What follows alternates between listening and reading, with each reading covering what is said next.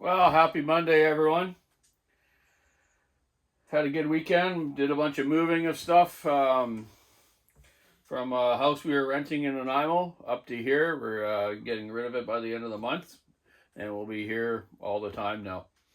We just kept that house down there because at the time, Shelly had another daycare down there, so we were back and forth, and then her cousin stayed here for a while and stayed in it, and but now it's time to give up. So we had too much rent to be paying. Yesterday, I got to take my dad. I went into the home and took him for a drive. We went to the local logger show. It was more of an exhibition with four to six guys putting on some old stuff that the loggers would have done years ago, chopping, hand sawing with the old fiddles, the hand saws and crosscut saws. Some racing saws, some tree climbing. My buddy Dave did the tree act where he goes up top and does a little dance, does a handstand on a 90-foot pole, and then falls off, and everyone freaks out. But he's on a guy line where he comes down. So it was a good show. It was nice to hang out with my dad. It was good for him to get out and see some of his old buddies and whatnot. And I dropped him off back at his facility there. That was kind of sad to take him back there, but that's the way it is when they get old. We got to take care of them, right? But it was a good day. And he had a lot of fun. So, love you, Bobby. Okay, so I got a 390 here, buddy of mine. It's fall now, eh? September 15th today. Now the rain's coming. It rained a little bit yesterday, a little bit this morning here, and we're supposed to have not a bad week, but rain again next weekend and stuff. So, buddy's heading into camp, and it's that time of year he needs his heated saw to be working fine, eh? So this is a 390. It's a 2017 model. It's got quite a few hours on it, but these things do last a long time if they're looked after good and not squashed by a tree or something, right? So this is a heated version, full wrap. It's got the larger dogs on it, the Pro Safety dogs. It's been modded by me several years ago. So we're going to just check it over right now. And of course it comes nice and dirty and dusty and cobwebby. That's kind of normal, eh? Some of these guys just don't know how to clean saws. Okay, so let's get at it. And just see as I take it apart what I see wrong. Then I'll clean it up and we'll fire it up and see how it runs. So let's start looking at it, and I'll just tell you some stuff about it. Maybe zoom you in a little bit so you can get a little bit better look at it. So as we know, the 390 was first the 385, which to me I think was a better saw. It had pretty much similar power. Pretty much the same power, I think, especially when they're modified. They were just balanced better, and I'm pretty sure of that because once the 390s came out, we had a lot of screws coming loose, top covers coming loose, bearing issues, some rod issues in 390s. We had lots of rods breaking, which was odd in a Husqvarna. You just don't see that in them. They're crankshafts and rods are pretty bulletproof. Look at old 2100s that are 40 years old. They're still running, right? So as you see, lots of dirt. He's got the Still adapter on here to run the Still lightweight bars. He runs a 36-inch lightweight bar on this. So first thing I'm checking, is wear on the sprocket. The sprocket looks like brand new. The crankshaft does not have any up and down movement, so we know the bearing on that side's probably good. It does pull over. Still feels like it's got good compression, but I'm just going to take it apart, clean all the starter system, around the fins, around the carburetor, then we'll start checking it over, okay? So that's the first kind of thing to look at, is make sure all your fasteners are all here. Just looking for wore broken parts, right? So yeah, let's get the top cover off. Most of these bolts or screws on this saw are, you either use a 4mm Allen or a 5mm Allen, okay? There is some that have Torx, like this top cover.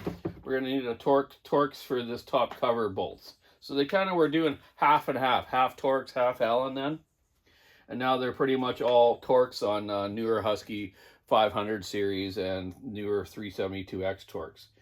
Air filter, pretty dirty as usual, right? Some of these guys can go like a few days on the air filter without cleaning it, or one tree if you're cutting that big fir bark. That fir bark is super dusty and dirty. So yeah, this here is the T27 Torx you need for the top cover on these ones. And I'm not going to go so fast this time. Some people commented when I tear saws down, I go so fast that they don't get to see me really do that much. Very clean in the intake here, though. There's just a little bit of stuff right there in the throat, but very clean. Husqvarna's air filters, especially their heavy-duty ones, you know, they can be right caked, but inside, they're still clean. And that's a lot to do with the air injection system that Husqvarna developed years ago, or actually maybe John Thread was the first. They used to call them turbos, but they're really air injection. So it takes nice fresh air and puts it up into the air cleaner area to keep the air cleaner clean, and gives it a tad more power as well. So that's why you never want to, like on Huskies with air injection, you don't want to be drilling holes in this top or running an exposed filter. It depletes the purpose, okay? These work just fine the way they are, and they're the best on the market, I say. Not where some of the competition, you got to put the foam filter kits on and stuff like that. Husqvarna, you can just run all the OEM type air filters because they work just fine. No one agrees with me, that's your own opinion. But you definitely want to be using the flock type filter, and that's what this one is. The furry type one, right, for extreme conditions. If this was the nylon style one, the white one or yellow one, the fines go right through it into the throat, and that's where you get a lot of intake piston wear and bearing wear as well, right? Okay, so let's get this top cover off. I got all the bolts are done. Yep. They get a little stuck with the plastic. What the heck? Maybe I didn't take that one out all the way. Yeah, that's all.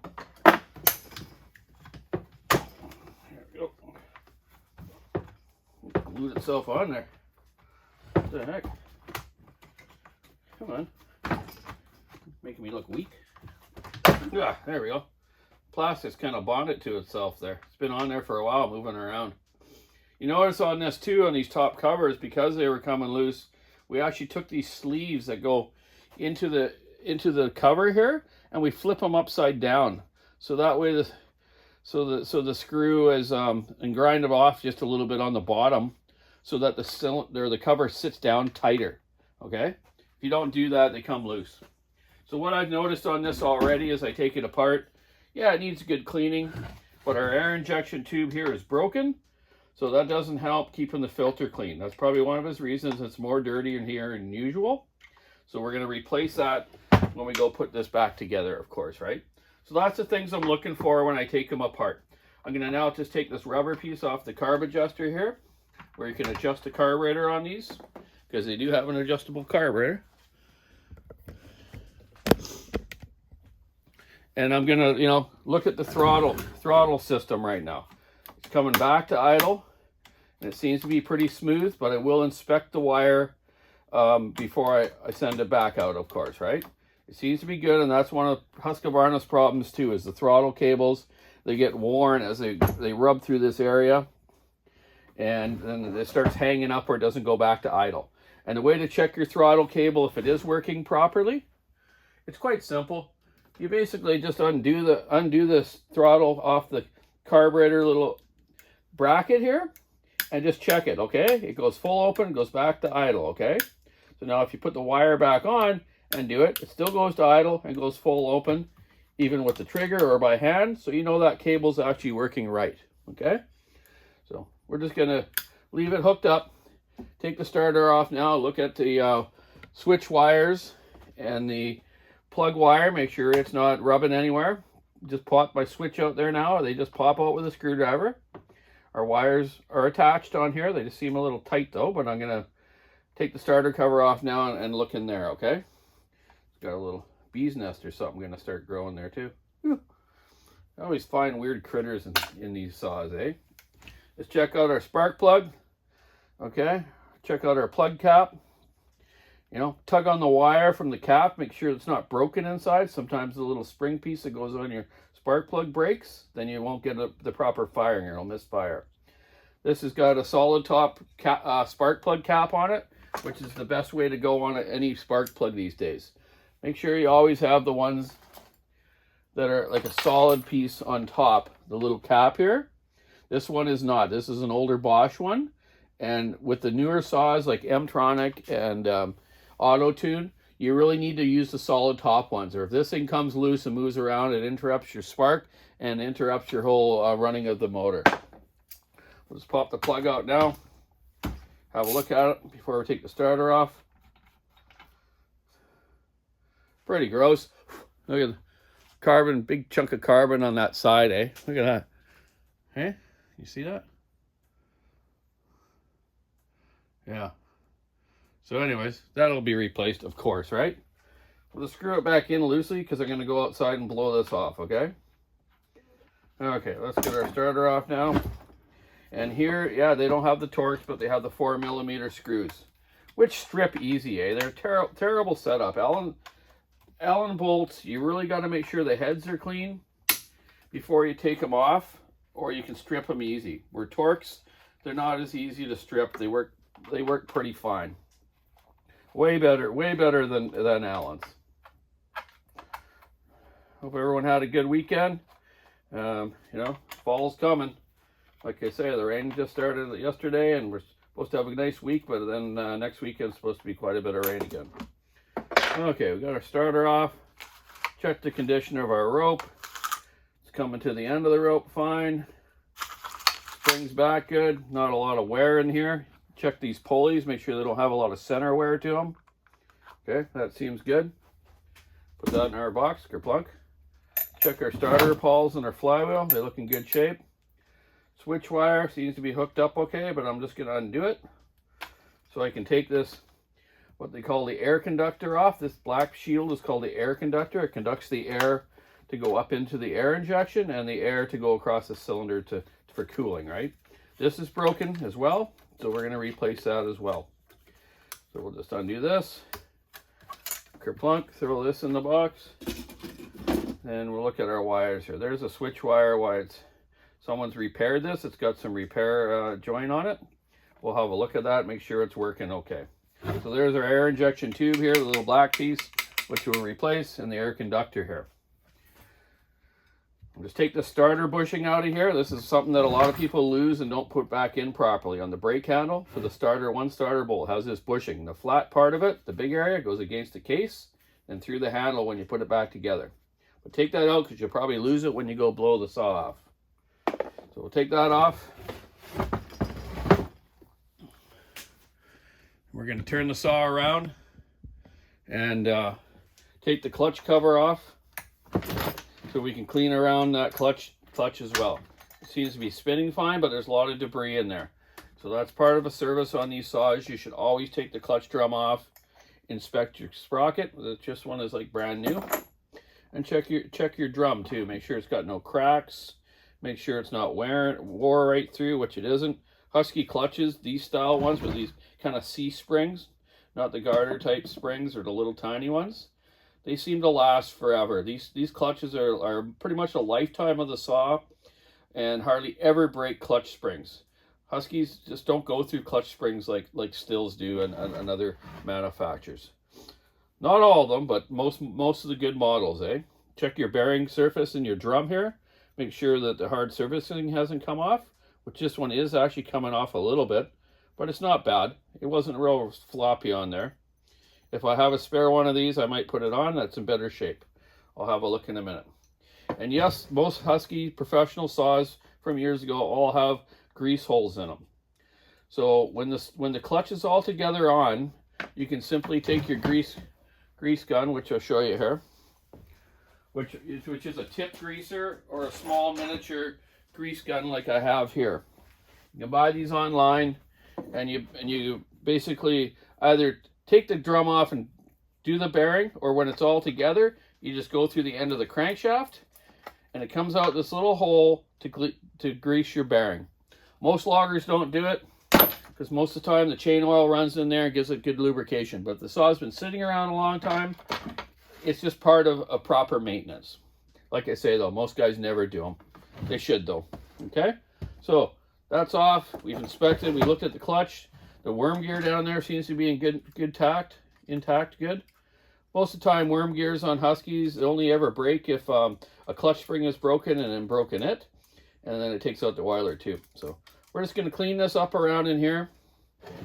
Clean up around in here, then I'm going to go find these couple parts here that I need. And we're even going to take the muffler off and inspect the piston, okay? Just because, you just never know, right? After I get it all cleaned up, we'll go through the fuel system and just see what it looks like. Make sure the carb screen's clean, it holds pressure, and the fuel filter is either new or in great shape. Okay, so I'll be right back. Okay, now that I spent 10 minutes or 5 minutes to blow this all off, now I can see everything a little bit better. Every guy should have an air compressor, eh? So I'm going to pull the muffler off. We're going to have a look at the piston. I believe it's okay. Before I do that, actually, I just kind of blew off all around the cylinder. Just make sure all the cylinder bolts are tight, right? Should be. They don't really ever come loose unless the cylinder's broken or something, which does happen once in a while on a saw, but not very often. Okay, so let's get our muffler off, have a look at our piston, and I'm going to start going through some stuff that I'm going to change on it.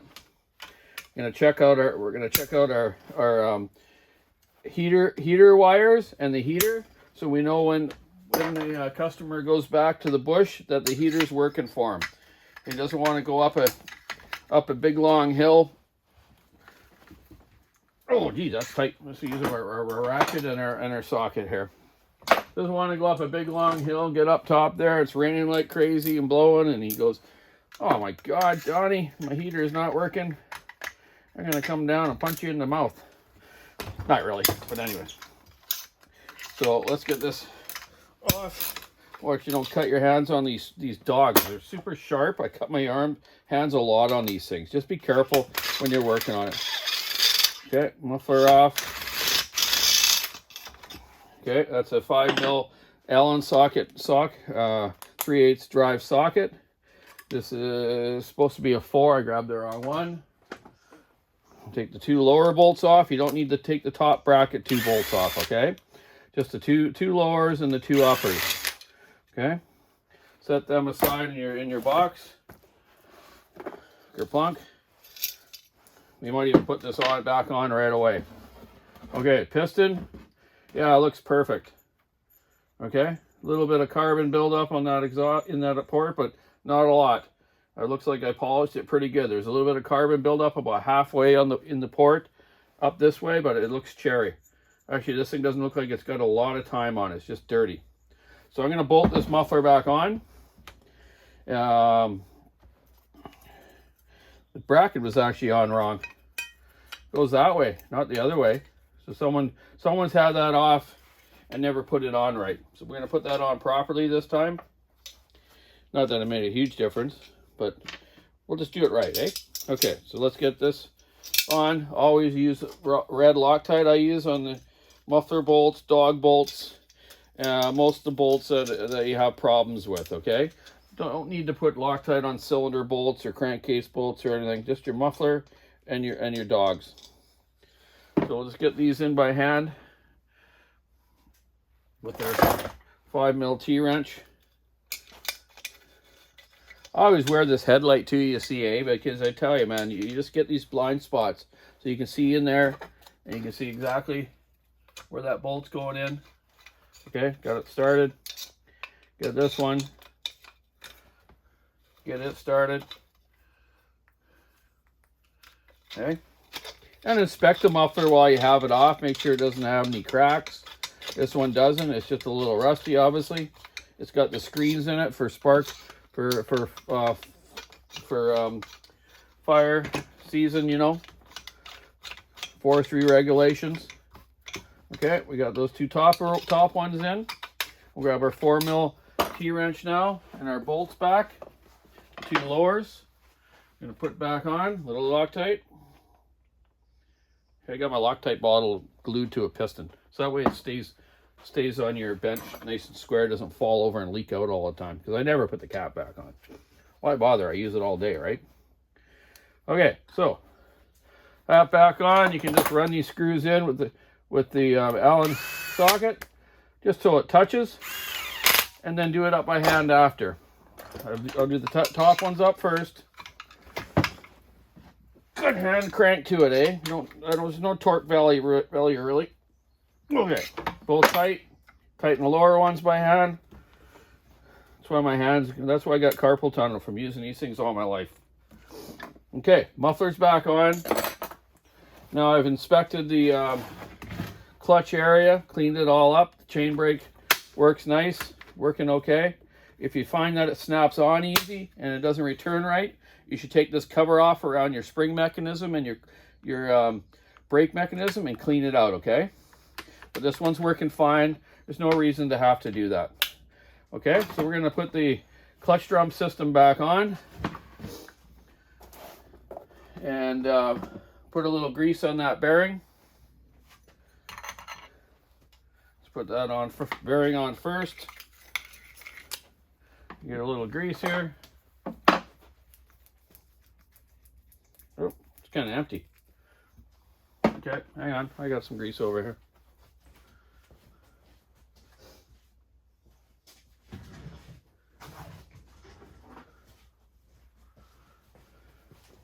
Thought I did. I just opened this up. There's always some laying in there. There we go. See? Lots of it. Put it on the bearing. Move it around. Okay? Kerplunk. There you go. Set that aside, but I got to remember to fill it up. Okay? I didn't see I have another drum, but this one will be good for a while yet. Okay? No cracks. No heavy wear, besides just a little bit of the hard surfacing coming off in here. It'll be all right. Okay. Kerplunk. Get that back on. Sure it's lined up with the oiler gear. You can kind of hear it clicking it, hitting it. Right? Oh, not quite. There we go. Right over that way. So you got a little notch here you got to line up with the oiler gear, right? There we go. See? You can hear it now kind of clicking. You know that's set right. Put our sprocket back on, which we've already inspected. We know it's in good shape. And our washer and our clip. That's one thing nice about having inboard clutches. Even if you get stuck in a tree, you can pull your bar and chain off and actually get the saw out, versus the outboard clutches where you have to chop your chain off. This clip's a little loose on there, so I'm just going to put in my vise and just squeeze it a little tighter so it holds on there a little better. Okay, just give it a little bit in your vise, put it back on, and it should snap on nice and tight. There we go. Okay. The adjuster for the oiler is on maximum, which it should be for the long bar. Bar plate looks in good shape. Now we're going to just quickly, what I did a second ago is actually take my little tiny tuning screwdriver, and I always clean all the heads of the Allen screws up so you can check them for tightness. And I do it all by hand, never with an impact, okay? Check that one. Check our dog bolts, and if they are loose, you should take them out and put some more Loctite on them, okay? Which is these ones are. So I'm going to pull both of these out, put some more Loctite on them, and put them back in. Dogs come loose easy because guys use their dogs, eh? You know, bucking and falling, and they just, they always come loose. And then they get hollowed out, then you end up having to put a thread insert in, or a helicoil or a thread insert, metal insert, right? So I use Torx screws on these because they're a tad longer. They're actually from a still, like a still starter screw. And then that way they go down into the thread a little bit more. I find the Husky ones a little short. So I put these ones in and Loctite them and make sure that the logger knows to check them once in a while, eh? Most guys have all their T-wrenches with them in camp. If they don't have a Torx T-wrench, they can borrow one off their buddy that runs the still, right? But most guys have them. Or they should have them. Okay, we'll get these tightened back up. You can kind of run these in with the impact till they touch, and then just do them by hand, right? Okay. My good old T27 Echo one. I love it the best. Nice and heavy, really strong. Okay, those are on there now. Okay, so we've looked at our clutch system. Our bolts here in this area is good. Our piston looks good. We do know on this side of the saw that we had our air conductor was broken, and our air induction tube as well was broken. So I just found one in a box outside while I was out cleaning. So I'm going to put those on now. And then we'll, I just looked at the wires on the switch here. They look okay. Ground wire looks okay. Some of these blue wires where they go through this hole on 390s would actually wear and then disrupt the switch operation. So I've put a little bit of shrink sleeve around that. I must have done that when I built the saw. And of course it's fine. So we'll just leave that the way it is. And we'll just know if the switch works when we run it. And it should. And we'll go from there, okay? So let's take this air injection tube off now. Probably standing in your way again, eh? So you can't see what I'm doing, but you guys get the gist of it. It's not hard. It's just nuts and bolts. Okay, we get that one off. Put this one on. See, it's all in one good shape. So that way the air filter is going to stay cleaner. He's going to get a little more power and just run better overall, okay? Something to check on these once in a while. Okay, that's back on. We'll just check our coil, make sure it's tight. Sometimes they'll come loose on some models. This one's nice and tight. It's got the non-rev limiter coil on it, the black one, which has no RPM set on it. You can rev whatever you want. I give the starter pawls a little bit of lubricant because they get dry. Okay, just move them around, spray some WD, whatever you got in hand for multi-purpose lubricant on you. Okay, so now we're going to find our bushing for the brake handle. It's part of the starter here. We put it back underneath the brake handle. So when we put the starter back on, that bushing's in the right place. Okay. Alrighty. So let's also do a little check on his wires for his heater. So here is your switch right here. It's the silver one on the gray one on the side of the saw, and you'll see the arrow pointing towards the heat and the other way. Let's make sure the wires are attached and they're in decent shape. They look good. They're on there tight, and our wires to the handlebars here are attached and they look tight, which is good. So the way these heater systems work, it's got a generator under the flywheel, and as the magnet underneath the flywheel turns, it generates electricity to run through your back handle grips here where your hands are. Then it runs up into the handlebar here, along the handlebar here, to keep your hands warm there. They also have a heater element on the carburetor, but I've had some of those fail, so I take those off and I just run the heated handles only. There's no reason down where we live here that you need the heated carburetor. Maybe in Alberta or really up north or you know, way up in Alaska. Who knows, right? Okay, so we're going to pop that stuff back on. And we'll just make sure we... let's just check if we got continuity, though. I'm going to just check our wires from our handlebar just to make sure that that they're operational, okay? So I'm going to undo the wire that goes up to the handlebar and the negative ground here that goes to the spring mount here, okay? So I'm going to take my multimeter, and I got it set on ohms to the little beeper setting. So when you touch the wires together on your tester, it makes a beep. So to check the handlebar element to make sure that it isn't broken inside here, you put the one lead to the power wire and one to the ground, and if it beeps, you know that element is in good shape, okay?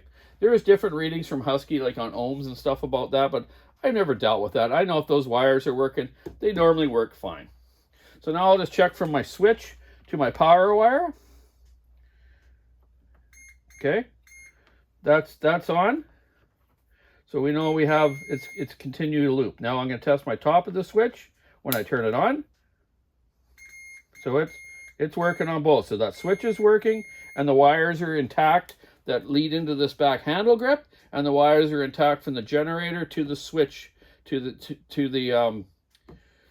the element in the back handle and this element of the top handle. Okay, so that's the test, how you do it to quickly check it. Okay, I'm sure they work fine. I see someone has actually already fixed the negative wire because sometimes they get fallen off, but it feels tight, and someone did a good job there.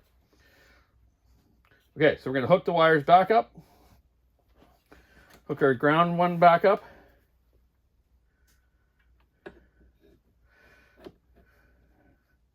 and old Churchy, you're going to have some nice heated handlebars.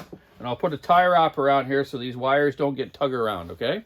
So you just grab one of those plastic tie wraps that everyone uses to hold cables and stuff. Just got to walk over and get one. I always put them on before I ship the saw out, so that doesn't happen. Okay, so just simply put one of these on. Oh, there it is right there, the old one. Don't even need this one, but we're going to put a second one on anyways. Okay, there you go. Plunk, cut our little end off. Turn it around because these little sharp edges get someone. Okay, there we go. So that's on. Let's put our switches back in. And let's get our starter assembly back on with the air conductor I found that is one piece versus the one that was in two pieces a second ago. We're going to just route our wires on here. Route our plug wire up to where the spark plug goes. Okay, just snap it into its little holder. Run our switch wire around it. Plug it onto the coil. Make sure it's tight. Shouldn't be loose or it can disrupt the switch a bit. Tuck the wire down in this groove of the air conductor so it holds it in place and doesn't get wrapped around the flywheel when it starts up. Okay, sometimes there's a little dirt in this groove. Just give it a clean. This one I already kind of blew out. Push the wire down. This is the same on a 372 or a 395 as well. Most Huskies all have this kind of setup. Some of the newer auto-tune ones are a little bit better wire with the way the wires are routed so they don't get caught on anything. But then again, stuff happens. Twigs get in there, stuff gets in there, right? Okay, so we got our wire back in. It's in good shape. We tested our starter already. You know, spring seam's in good shape. Rope's good. It's all good to go. So I'll just give it a little look here. Give it a little bit of spray in the center. Just because. Should just go down in that post. Lube it up a tad. I don't use grease because grease attracts dirt and it gets clogged up. Okay, so we got our starter back on.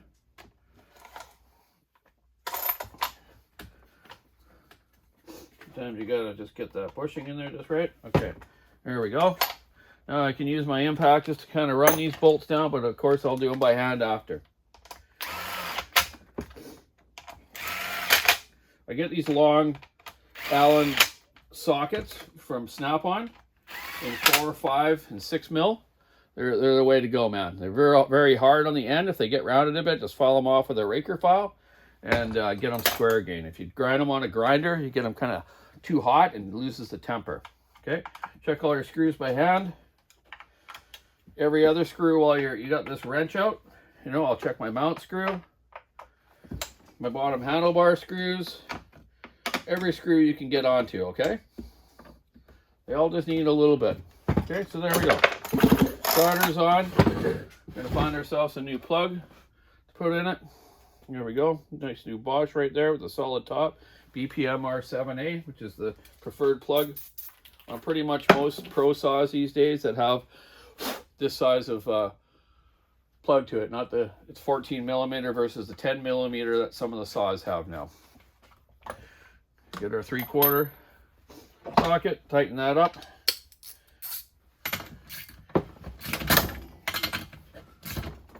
Okay, good tightness to it. Back on, plug cap back on. There you go. Let's put this stuff away. Now we're going to go through the fuel system of this saw and make sure everything's okay on it. Let's put our meter away. So, first of all, I'm going to take the gas cap off. There's not really any gas in it. It doesn't smell too bad, so it's not been sitting around for years. Pull your fuel line out. I got this nice little hook thing, or you can make one out of a clothes hanger. Okay. There's our fuel filter.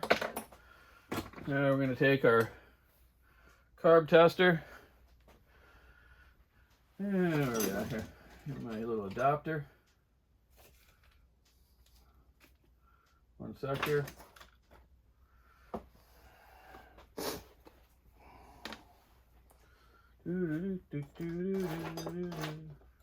Where did it go? Where did it go? Oh, here we go.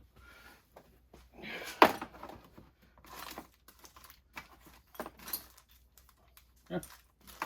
Someone stole it. Hang on a sec. Might have left it over next door here. My other bench. Yeah, here it is.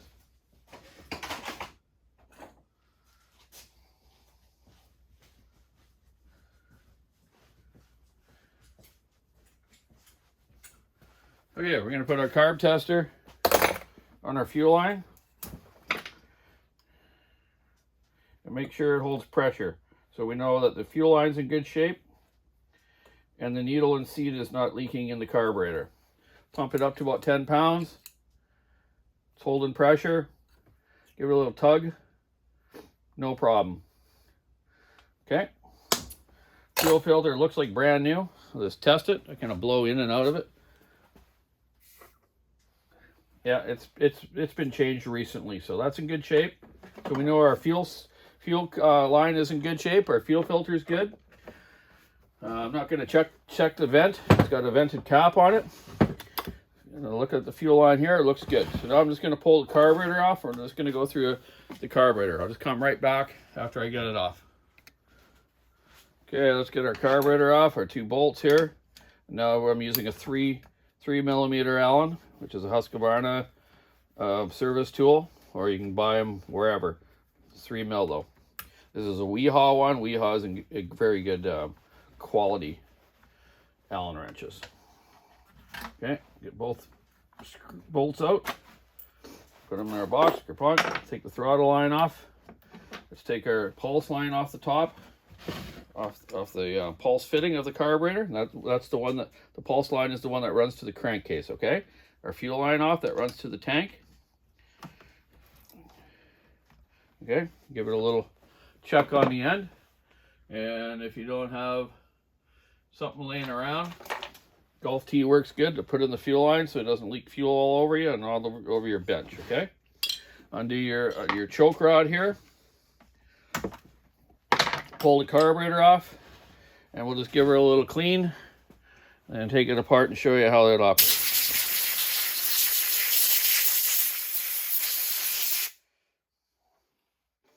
Okay, so let's get our carburetor on the bench here, and we'll go over it and check it over. We already know the needle doesn't leak, but I'm going to check that again in a second. I always like to double check them with the metering plate off the carburetor. Okay, so it's kind of cleaned off. Let's check our fuel pump side first. So on the carburetor, you got this is the top plate. This has got the 4 screws where your fuel goes in. This is your fuel pump diaphragm and the screen to stop debris getting into your circuit of your carburetor. Take your 4 bolts off.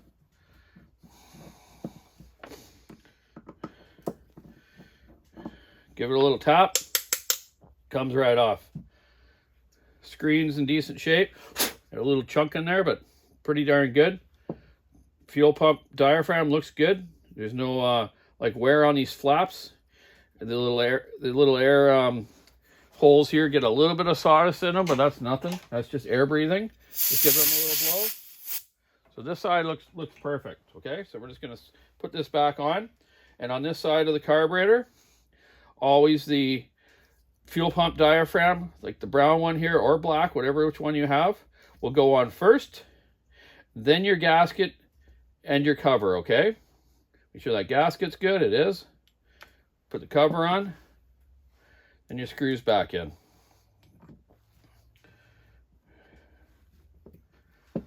Okay, get them all in there, kind of started, till you kind of stop at the bottom, and we'll tighten them by all the way hand in a second. Go back and forth like you're tightening and torquing a head or something. These are a good carburetor. Yes, you need the spline screwdriver to adjust the jets. And these 390s, I set the idle about 2,800 and the top end at about 13,600 to 13,800 top end with the black ignition. Okay, the ignitions that 390s come with are 13,000 rev limiter and guys just don't like them. They like a little more RPM for limbing, and just gives it a more of that top end they like. Okay, so we got our metering side off, the 4 screws. Give it a little tap.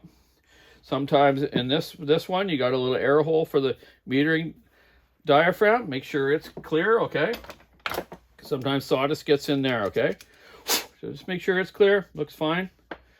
Gonna just wipe off the diaphragm, pull it up and off. Watch you don't bend your metering lever as you're doing this. Okay, now this side, it looks nice and clean. It's got the small needle type. It looks like it's operation fine.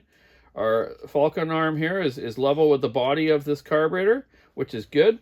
Or you can use your Walbro checking gauge. Okay, so here we have the Walbro checking gauge, and this is a WJ carburetor. Okay, yep, good old WJ. Look on your setting tool where WJ is. Some of these newer ones, oh, this is the wrong gauge. There's a couple different gauges. This is the newer one. And where are we at? Come on. There we go. WJ right here. So we're going to set it on here with the gasket off, okay? So take your gasket off. Just try not to break it because you can reuse them. Okay, just kind of work it around. Get it off.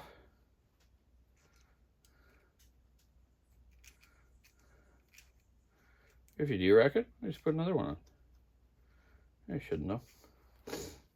Pretty bulletproof. Come on. There we go. There we go. Come on. Okay. Oh, dropped it. All right, let's make it up. Now, get your setting gauge set on here, and it should just touch the metering lever, with that center spot on the gauge. Walbro WJ, okay? You just kind of touch it so it doesn't move it. Okay, this one's set perfect. So we're going to put our gasket back on. And I'm going to check the carburetor for pressure as I have this off, just because I just like to do that. So we'll get our carb gauge again. Put it right onto the spigot where the fuel goes in. And we'll just check it out, make sure it's holding pressure. Yes, it is. Give it a little push. Release it. Try it again. It's holding. Good to go. Now we put our metering diaphragm back on. So on the metering side with the diaphragms versus the fuel pump side is the diaphragm first, then gasket. This side is the gasket, then the diaphragm, and almost all diaphragm carburetors on chainsaws. Okay, get our cover back on, then put our 4 screws back on. We won't even check the setting of the carburetor. We're just going to put it back on, and then we're going to go and put some fresh fuel in it and run the saw up and make sure that it's running decent and the handlebars are heating fine, and then he'll be good to go to camp. Keep his little dainty hands all warm, eh, buddy? Okay, tighten these screws up.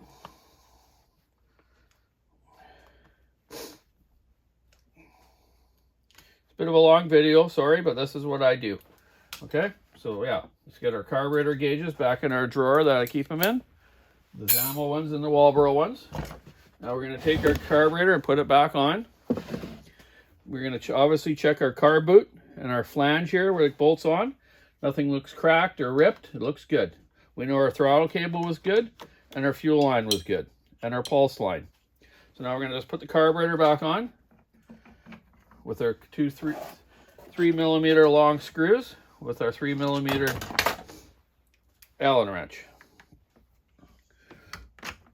Okay, get those back on there.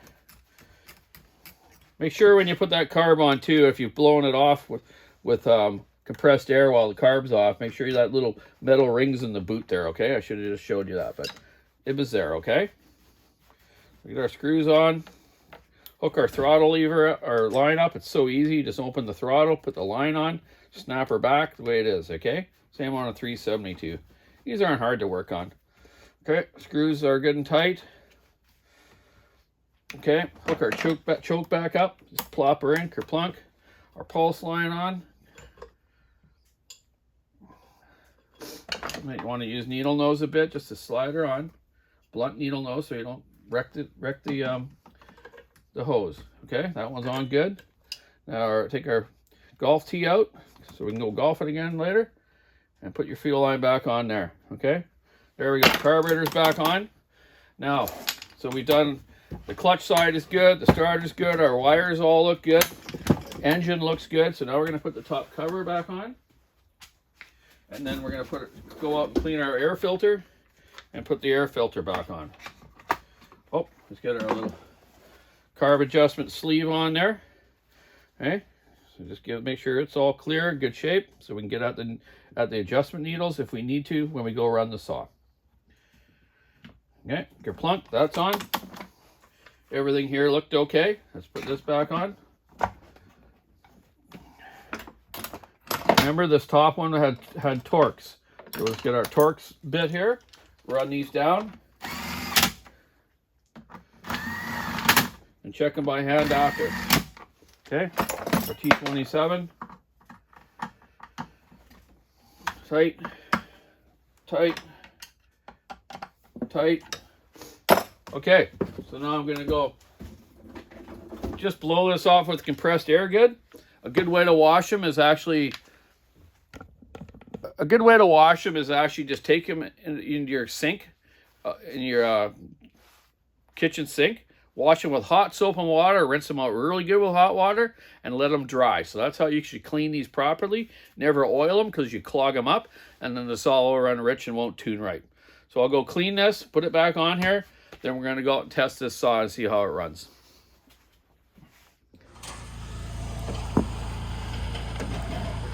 Alrighty, we got the 390 ready to go. I just ran it, checked out the heated handlebars.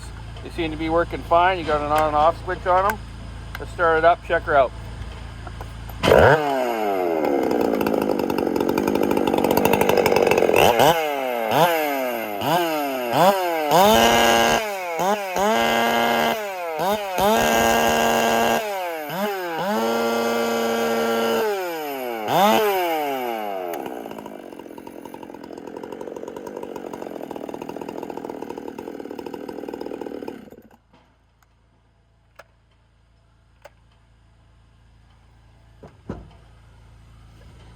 All right, the heated handlebars are getting warm.